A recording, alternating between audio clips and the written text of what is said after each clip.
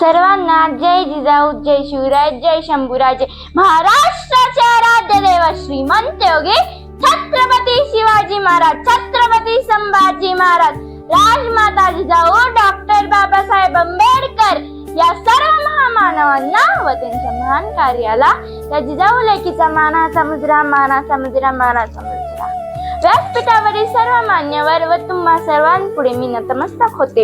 वाघाच्या जबड्यात घालून हात मोजित जात शंभू राजा, रुद्रांचा अवतार म्हणजे शंभू राजा, शहाजींचे स्वप्न म्हणजे शंभू राजा, जिजाऊंचे संस्कार म्हणजे शंभू राजा, शिवरायांची तळपती तलवार म्हणजे शंभू राजा, सहसाचा रक्ताचा दगदगता अंगार म्हणजे शंभू राजा. यावरून तुम्हाला माझा विषय नक्की समजला असेल. नमस्कार, मी सोनम सोमनाथ कापसे आपल्या समोर विषय मांडते. शिवपुत्र छत्रपती संभाजी महाराज. होय, छत्रपती संभाजी महाराज साक्षात शिवसूर्य अस्ताला गेल्यानंतर पुढील संकटाच्या तमयुगाची ललकारी ऐकू येऊ लागली आणि स्वराज्याला आता खग्रासुरग्रह लागते की काय अशी शंका सर्वत्र निर्माण झाली. पण अशा प्रसंगातही राष्ट्रभक्ती, स्वामीनिष्ठा व शौर्य या गुणाच्या शुक्रतारेचे तेज हळूहळू प्रकट होऊ लागले. मराठ्यांची अस्मिता कडाडली. आबासाहेब, जिथे जिथे तुमची गैरहजेरी भासेल ना, तिथे तिथे हा शंभू बाजावेल. स्वराज्याच्या या युवराजानं आशिया खंडातील सर्वात शक्तिशाली मुघल सत्तेचा बादशाह औरंगजेबासोबत युद्धाचा रणशिंग फुंकलं. पुरंदर आणि राजगडवरती दुमदुमणारी ही छोटीशी पावलं या मुघलांचा गर्दन काय होऊन बसली.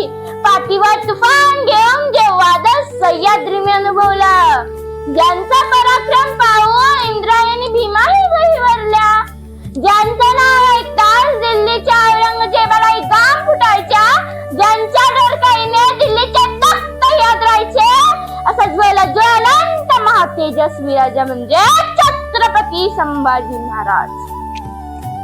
5 लाखाचं खडसैनिक घेऊन आलेल्या औरंगजेबाला 9 वर्ष झुंज देणारा महातेजस्वी राजा म्हणजे छत्रपती संभाजी महाराज. आयुष्याचे अखेर होत असतानाही स्वाभिमान न सोडता स्वराज्यासाठी बलिदान देणारा चारित्र्य संपन्न राजा म्हणजे छत्रपती संभाजी महाराज. 350 वर्षानंतर आज ही ज्या राजबिंड्या व्यक्तिमत्वाचं आकर्षण आज इतिहासाला आहे, तो मृत्यूजय राजा म्हणजे छत्रपती संभाजी महाराज.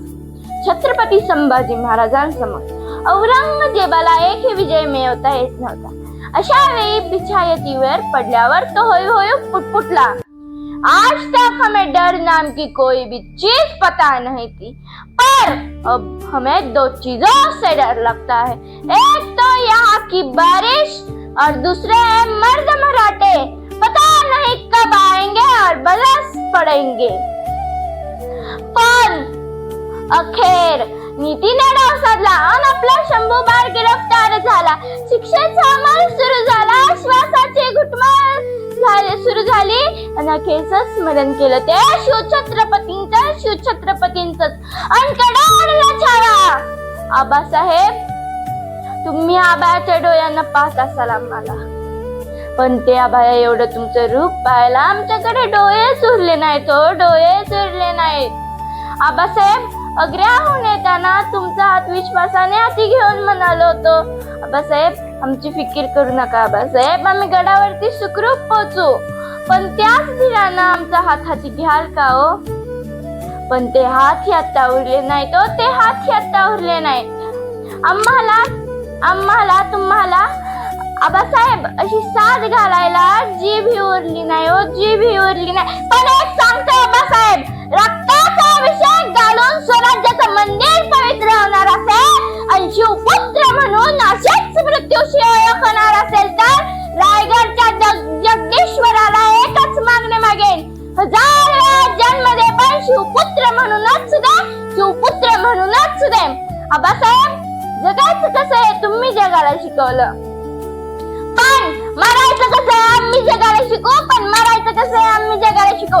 जय जिजाऊ, जय शिवराय, जय शंभूराज. धन्यवाद.